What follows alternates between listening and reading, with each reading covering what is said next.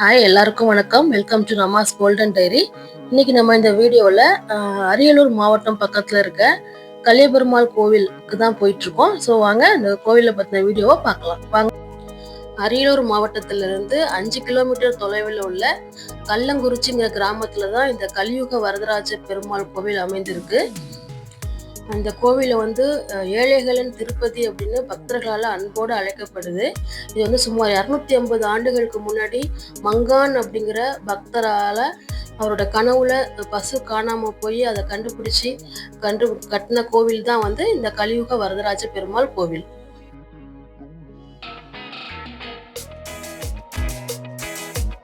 இந்த கோயிலுக்கு எங்க வீட்டுல பரம்பரையா வர்றது வழக்கம். தாத்தாவோட அப்பா, அவரோட அப்பா, வழி வழியாக வருவோம் எப்போதுமே. நான் சின்ன வயசுலேருந்து அடிக்கடி இந்த கோயிலுக்கு வந்திருக்கேன்.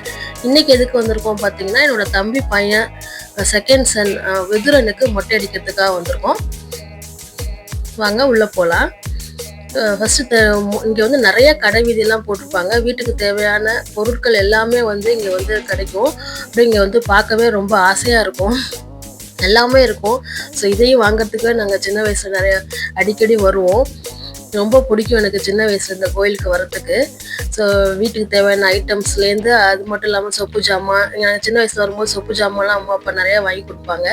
ஸோ அதெல்லாம் வாங்கிட்டு போவோம். அப்புறம் ஃபோட்டோஸ், சாமி ஃபோட்டோஸ் எல்லாமே இருக்கும். இது மாரி தான் பெருமாள் கோவில், கலிய பெருமாள் கோவில் விஷ்ணு பகவானோட கோவில். ஸோ இங்கே தான் நாங்கள் இது ஒரு லிங்கமாக தான் இருக்கும். இங்கே விஷ்ணு பகவான் லிங்கன் வடிவில் இருப்பார். ஸோ ஃபஸ்ட்டு இப்போ நம்ம அவனுக்கு மொட்டை அடிச்சுட்டு வந்துடலாம்.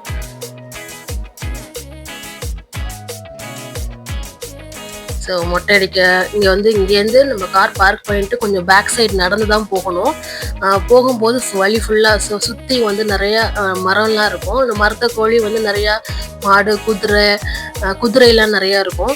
ஸோ அதெல்லாம் சுற்றிக்கிட்டு இருக்கும். அதெல்லாம் பார்க்கவே ரொம்ப அழகாக இருக்கும். சின்ன வயசில் நாங்கள் வரும்போது அரியலூர் வரைக்கும் பஸ்ஸில் அங்கேருந்து நிறைய குதிரை வண்டிலாம் நிற்கும் பஸ் ஸ்டாண்ட் கிட்ட. அந்த குதிரை வண்டியில் தான் அந்த கோயிலுக்கு வருவோம். அதெல்லாம் ரொம்ப மறக்க முடியாத காலங்கள். இப்போ எல்லாரும் காரில் வச்சுட்டு காரில் வந்துட்டுருக்கோம். ஸோ இங்கே மொட்டை அடிக்கிறதுக்கு இப்போ கொஞ்சம் முதல்ல விட இப்போ கொஞ்சம் நல்லா டெவலப் பண்ணியிருக்காங்க. நிறையா ஷெட்டெல்லாம் போட்டு பெருசாக ஆக்கியிருக்காங்க இந்த இடத்த.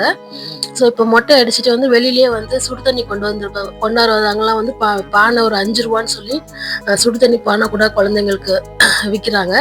நாங்கள் கேன்லேயே வீட்லேருந்து தண்ணி எடுத்துகிட்டு வந்துட்டோம். இவர் தான் விதுரன். ஸோ இவருக்கு தான் மொட்டை போட போகிறோம்.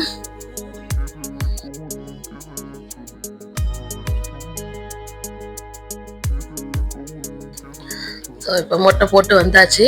இங்கே பக்கத்தில் வெளியில் பார்த்தீங்கன்னா பெரிய தொட்டி கட்டி அதில் தண்ணி ஃபில் பண்ணி வச்சுருக்காங்க.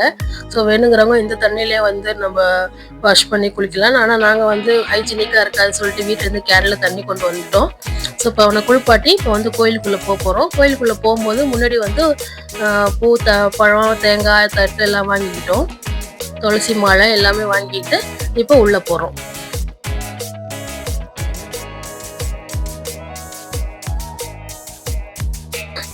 இதுதான் கோயிலோட என்ட்ரன்ஸை பார்த்தீங்கன்னா செம்ம ஹைட்டாக இருக்குது பாருங்கள். உள்ளே போகும்போதே ரொம்ப லாங்காக இருக்கும். உள்ள ஹைட்டு கதவு பெரிய கதவாக இருக்கும். ஸோ உள்ளே போகும்போது பார்த்தீங்கன்னா இங்கே மெயினாக இந்த கோயிலில் ரொம்ப பார்க்க வேண்டிய இது என்னன்னா, நிறையா குரங்குங்கள்லாம் நிறையா இருக்கும். பார்க்கவே ஜாலியாக இருக்கும். வாழைப்பழம்லாம் வாங்கி சாப்பிட்றோம். இன்னும் நிறையா எக்கச்சக்க குரங்குங்கள்லாம் இருக்கும். ஸோ இங்கே வந்தோடனே இந்த கொடிமரம் இருக்கும். ஃபஸ்ட்டில் கொடிமரத்துக்கிட்ட நிறைய பேர் வேண்டிக்கிட்டு மாடு, கண்ணுக்குட்டி, ஆடு எல்லாமே கொண்டு விடுவாங்க. ஸோ அதுக்கான ஃபஸ்ட் இங்கே நம்ம டிக்கெட் வாங்கிக்கணும். அர்ச்சனை டிக்கெட்டு.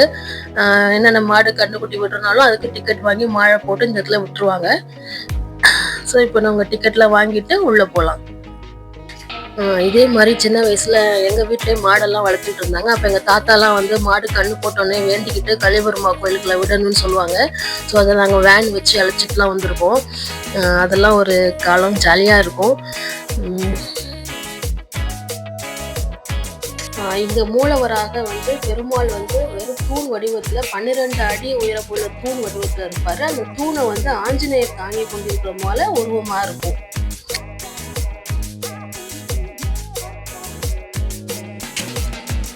இந்த கோவிலுக்கு வெளியே வந்து பிரகாரமே வந்து பெரிய பிரகாரமாக இருக்கும். நாங்கள் எப்போதுமே வந்து இந்த சம்மர் சீசனில் தான் வருவோம். அடிக்கடி நல்லா வெயிலில் தான் வருவோம். பட் அதுவே வந்து கொஞ்சம் ஜாலியாக இருக்கும். ஸோ இப்போ இதுதான் வந்து இந்த கோயிலோட என்ட்ரன்ஸு. இங்கே வந்து 2 சைடும் என்ட்ரன்ஸ் நடுவில் 2 சைடும் வந்து தூண்கள்லாம் ஊனி ஒரு மண்டபம் மாதிரி வச்சுருப்பாங்க. 2 சைடுக்குமே வந்து மக்கள்லாம் வந்து வழிபட்டு அங்கே உட்காந்து ரெஸ்ட் எடுப்பாங்க. ஸோ இங்கே வந்துன்னா ஒவ்வொரு இந்த 2 சைடில் வந்து 5 தூண் இருக்கும். ஒவ்வொரு தூண்லேயும் பார்த்தீங்க அப்படின்னா பெருமாளோட அவதாரத்தையும் வந்து சிற்பங்களில் வந்து அப்படியே செதுக்கி வச்சுருப்பாங்க. ஒவ்வொரு அவதாரமும் இந்த தூண்களில் வந்து நம்ம பார்க்கலாம். இங்கே பாருங்கள், இது வந்து கிருஷ்ணர் அவதாரம். இது வந்து வராக அவதாரம். ஒவ்வொன்றும் ஒவ்வொரு அவதாரத்தில் இருக்கும். மச்சம், கூர்மம், வராகி, இவருங்க இது வந்து ஒரு மீன் அவதாரம். அது மாதிரி எல்லா அவதாரம் அவதாரமும் வந்து சிலைகளில் வந்து ஒவ்வொரு தூண்லையுமே வந்து செதுக்கி வச்சிருப்பாங்க. இது ஆமை வடிவில் வந்த அவதாரம். பார்க்கவே ரொம்ப அழகா இருக்கும். ஸோ அந்த சிலைகள் எல்லாம் பார்த்துட்டு இப்போ வந்து எங்கள் வீட்டில் மாவிளக்குக்கு ரெடி பண்ணுறாங்க. ஸோ அதுக்குள்ளே வந்து இந்த உக்காந்துருக்கோம் பார்த்தீங்களா, அந்த பிளேஸுக்கு கொஞ்சம் மேலே பெரிய பெரிய பெரிய ஃபோட்டோஸில் இந்த கோயில் எப்படி உருவானுச்சுங்கிற கோயில் வரலாறு வந்து இந்த ஃபோட்டோஸில் இருக்கும்.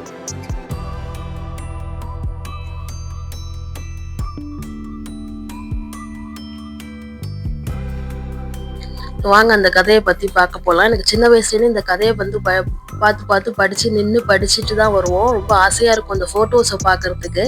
ஒரு ஸ்டோரியோட அழகாக இருக்கும் அந்த ஃபோட்டோஸ். சின்ன வயசுலேருந்து இந்த ஃபோட்டோ அப்படியே இருக்குது. வாங்க இந்த ஸ்டோரியை பார்க்கலாம். கோபாலன் அப்படிங்கிற ஒரு படையாட்சி வந்து இந்த ஊருக்கு வந்து குடிபுகுறாரு. நிலத்தையெல்லாம் சீர்படுத்தி குடிபுகுந்தோடனே அவருக்கு வந்து ஒரு அழகான ஒரு ஆண் குழந்தை பிறக்குது. அந்த குழந்தைக்கு வந்து மங்கான் அப்படின்னு பேர் வைக்கிறாரு. அந்த குழந்தை வந்து நல்லா வளர்ந்து பெரியவனாகி ஒரு நல்ல கல்யாணமும் பண்ணி வைக்கிறாரு. இந்த கதையை வந்து நீங்கள் அப்படியே டைரெக்டாக ஃபோட்டோஸில் பார்க்கலாம். அப்புறம் இந்த கோபாலன் வந்து ஒரு நாள் வந்து நிறைய மாட்டு பண்ணையெல்லாம் வச்சுருக்காரு, மாடுங்கள்லாம். ஒரு நாள் வந்து ஒரு பசுமாடு வந்து காணா போயிடுது. அந்த பசுமாடை வந்து நிறைய இடத்துல வந்து தேடி பார்த்துட்டு ரொம்ப அலைஞ்சி களைப்பாகி நைட்டு வீட்டில் வந்து படுத்து தூங்குறாரு. அப்போ வந்து அவருக்கு கனவுல வந்து ஒரு பெரியவர் தோன்றி உன்னுடைய பசுமாடு ஒரு இடத்துல இருக்குது, அந்த இடத்துல போய் நீ பாரு அப்படின்னு சொல்லி சொல்றாரு கனவுல. ஸோ காலையில் எந்திரிச்சோடனே முதல் வேலையாக அதே மாதிரி பசுமாடை தேடி போகும்போது அது சொன்ன இடத்துல ஒரு லிங்கத்துக்கு வந்து அந்த பசுமாடு வந்து தானாகவே பால் செறிஞ்சிட்டு இருக்கிறத பார்க்குறாரு. ஸோ அந்த லிங்கத்தை தொட்டு கும்பிட்டு தன்னுடைய பசுமாட்டையும் கண்ணுக்குட்டியும் அழைச்சிட்டு வந்துடுறாரு. இதுதான் அந்த லிங்கம், பார்த்தீங்கன்னா தெரியும். நெக்ஸ்ட் டே வந்து அதை அழைச்சிட்டு வந்ததுக்கப்புறம் மறுநாள் வந்து அதே மாதிரி இப்போ வந்து மாவிளக்கு ரெடி ஆகிடுச்சு. ஸோ நம்ம முதல்ல அப்படி கும்பிட்டு வந்துடலாம். அந்த கொடி மரத்துக்கிட்ட தான் வந்து மாவிளக்கு வச்சு நாங்கள் எப்போதுமே வழிபடுவோம். இடத்துல வந்து மாவிளக்கு வச்சு தேங்காய் தண்ணி உடைச்சி நீர் விழாவிட்டு ஒரு பூஜை போட்டு சாமி கும்பிடணும். வாங்க இப்போ திரும்பி கதைக்குள்ளே போகலாம். இப்போ வந்து மங்கான் வந்து அந்த மாடையும் கண்ணுட்டி அழைச்சிட்டு போயிடுறாரு. அன்னைக்கு நைட்டு திரும்பி வந்து அந்த பெரியவர் வந்து கனவுல தோன்றி, நீ வந்து அந்த லிங்கத்தை அப்படியே விட்டுட்டு வந்துட்ட, உன் பசு மாட்டையும் கண்ணுட்டி வந்து அழைச்சிட்டு வந்துட்ட. அந்த லிங்கம் வந்து விஷ்ணு பகவான் வந்து அந்த வடிவில் வந்து அங்கே இருக்கிறாரு. நீ அவருக்கு வந்து உன்னோட மூதாதையார் வந்து அந்த லிங்கத்தெல்லாம் வந்து நிறைய எடுத்துட்டு போகும்போது அதுல ஒரு லிங்கம் வந்து உடஞ்சி கீழே விழுந்துருச்சு. அதை அப்படியே போட்டுட்டு போயிட்டாங்க வண்டியில கட்டிட்டு போனவங்க. ஸோ அந்த லிங்கத்தை நீ எடுத்து கோயில் கட்டி கும்பிடணும் அப்படின்னு சொல்லி பெரியவர் வந்து கனவுல சொல்றாரு. ஸோ அதே மாதிரி அவர் வந்து அதை எடுத்துட்டு வந்து ஒரு இடத்துல நட்டு வச்சு அதுக்கு வந்து வழிபட்டு ஊர் மக்களை எல்லாம் கூப்பிட்டு பேசி இந்த இடத்துல நம்ம கோயில் கட்டணும் அப்படின்னு சொல்லி ஒரு முடிவு எடுக்கிறாங்க. முடிவு எடுத்ததுக்கப்புறம் எல்லாரும் சேர்ந்து அந்த கோயிலை வந்து கட்டி வழிபடுறாங்க. ஸோ அதுதான் இந்த கோயில் உருவான கதை. ஸோ இதே மாதிரி தான் வந்து இந்த கோயிலுக்குள்ள பிரகாரத்தையும் பார்க்கலாம். நம்ம ஃபோட்டோஸ் வீடியோலாம் எடுக்க முடியாது, ஆனால் இங்கே பார்த்தீங்கன்னா தெரியும். இந்த லிங்க வடிவில் தான் வந்து உள்ள பெருமாள் வந்து குடியிருப்பார். கோயிலுக்கு வெளியில பார்த்தீங்கன்னா பெரிய ஷெட் ஒன்று போட்டிருப்பாங்க, பெரிய ரூம் மாதிரி இருக்கும். இந்த ரூமுக்குள்ள ஒரு பெரிய தொட்டிலாம் கட்டி அதில் நிறைய நெல்லெல்லாம் கொட்டி வச்சிருப்பாங்க. என்னன்னு பார்த்தீங்க அப்படின்னா விவசாயம் பண்ணிவிட்டு அவங்க வீட்டிலேருந்து நெல்லை கொண்டு வந்து இங்கே கொட்டுவாங்க. எங்கள் வீட்லேயே வந்து விவசாயம் முடிச்சுட்டு அறுவடை பண்ணி வந்துட்டோன்னே ஃபஸ்ட்டு மூட்டையை தனியாக இந்த கோயிலுக்காக எடுத்து வச்சுருவாங்க எங்கள் தாத்தா காலத்துலேருந்து. அந்த அறுவடை முடிஞ்சு இந்த மூட்டையை தனியாக எடுத்து வச்சுட்டு எங்களுக்கு டைம் கிடைக்கும் போது இங்கே வந்து நாங்கள் அந்த மூட்டையை அந்த கோயிலில் கொட்டி வழிபடுவோம். ஸோ விதரன் ரெடியாக இருக்கிற மொட்டையை அடிச்சுட்டு இப்போ வந்து நாங்கள் எல்லோரும் மாவிளக்கு எடுத்து சாப்பிட்டுட்டு இருக்கோம். இந்த மாவிளக்கோட வந்து தேங்காய் திருவி வச்சு சாப்பிட்டா ரொம்ப டேஸ்ட்டாகவே இருக்கும். ஸோ அதை வந்து தேங்காய் உடச்சி கோயிலுக்குள்ளே போயிட்டு வந்துட்டோம். அதை வச்சு சாப்பிட்டுக்கிட்டு இருக்கோம். இதெல்லாம் ஒரு ஜாலியாக இருக்கும். இந்த கோயிலுக்கு போகிறதுக்கு உச்சிக்கால பூஜை, நிறைய பூஜை டைமிங்ஸ்லாம் இருக்கும். இதுக்குள்ள ஒரு விசேஷமாக என்ன பார்த்தீங்கன்னா இந்த மரம் தான். இது வந்து இந்த மரம் பேர் வந்து மகாலிங்க மரம். இந்த கோயிலுக்குள்ளேயே வந்து ஒரு மரத்தை வந்து வச்சிருப்பாங்க. அது ரொம்ப ஆயிரக்கணக்கான வருஷத்துக்குள்ள தோன்றின மரம். நம்ம வெளியில பார்த்தா தெரியும். இந்த மரம் கோயிலுக்குள்ளேருந்து வெளியில வந்து தெரியும்.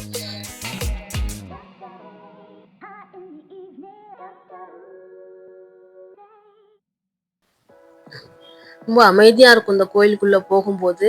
ரொம்ப மனசுக்கும் சந்தோஷமாகவும் இருக்கும். இதுதான் வந்து அந்த கோயிலில் கொடுக்குற புக்கு. ஸோ இங்கே வந்து அந்த கோயிலில் பற்றின பூஜை அது எல்லாமே வந்து இந்த புக்கில் இருக்குது.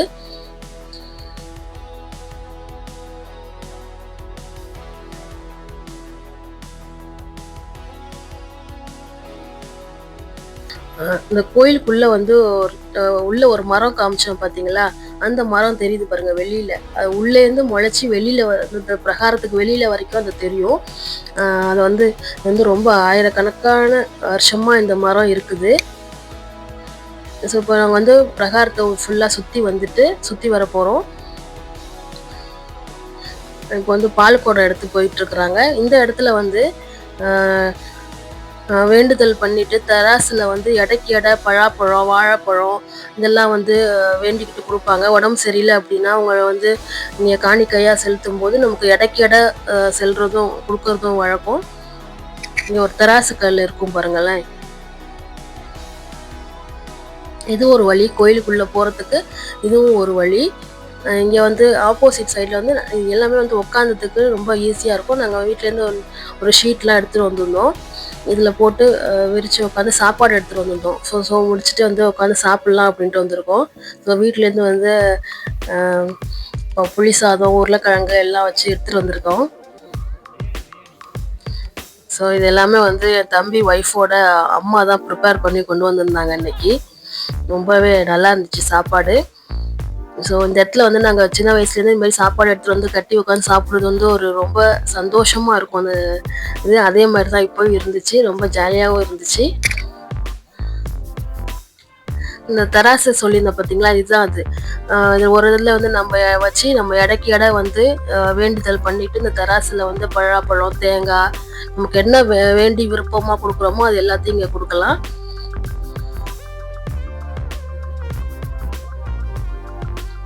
இப்போ பூஜையெல்லாம் முடிச்சுட்டு கோயிலுக்கு வெளியில் வந்தாச்சு. ஒவ்வொரு இடத்துலையும் நிறைய கட்டடங்கள்லாம் இருக்கும்.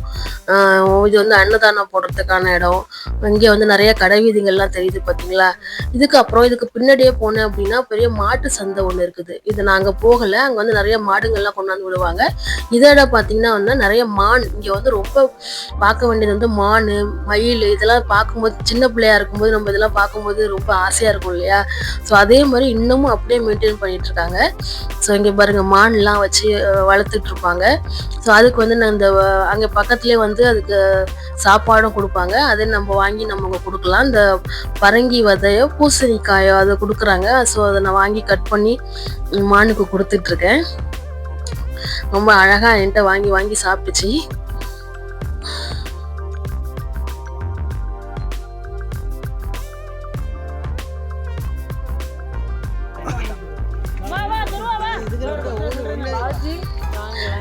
சின்ன வயசுலேருந்து இந்த கோயில் போகிறது ரொம்ப வழக்கம். எப்போதுமே வந்து இங்கே வந்து மொட்டை போடுவோம். எனக்கெல்லாம் கூட சின்ன வயசுல இங்கே மொட்டை போட்டிருக்காங்க. என் பசங்களுக்கும் இங்கே நான் மொட்டை அடிச்சிருக்கேன். இப்போ என் பசங்களை நான் அழைச்சிட்டு வரல. என் தம்பி பசங்களுக்கு வந்து மொட்டை அடிச்சுட்டு இந்த கோயிலில் வந்து இந்த மாதிரி வந்தது இந்த ரொம்பவே சந்தோஷமா இருந்துச்சு. ரொம்ப சின்ன வயசு மெமரிஸ்லாம் நிறையவே வந்துச்சு. மானுக்கெல்லாம் வந்து இந்த காய்கறி எல்லாம் எடுத்து கொடுத்தோன்னா ரொம்ப ஒவ்வொன்றும் விரும்பி வாங்கி நிறைய கடன்னு சாப்பிட்டுச்சுங்க.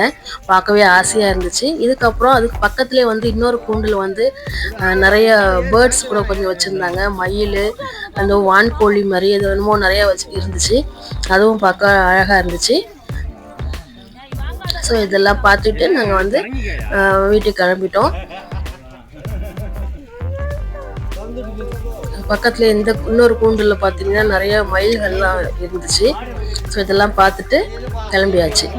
ஹோப் எல்லாருக்கும் இந்த வீடியோ பிடிச்சிருக்குன்னு நினைக்கிறேன். இந்த வீடியோ பிடிச்சிருந்துச்சுன்னா லைக் பண்ணுங்கள், ஷேர் பண்ணுங்கள், ரம்மாஸ் கோல்டன் டைரியை சப்ஸ்கிரைப் பண்ணுங்கள். தேங்க்ஸ் ஃபார் வாட்சிங்.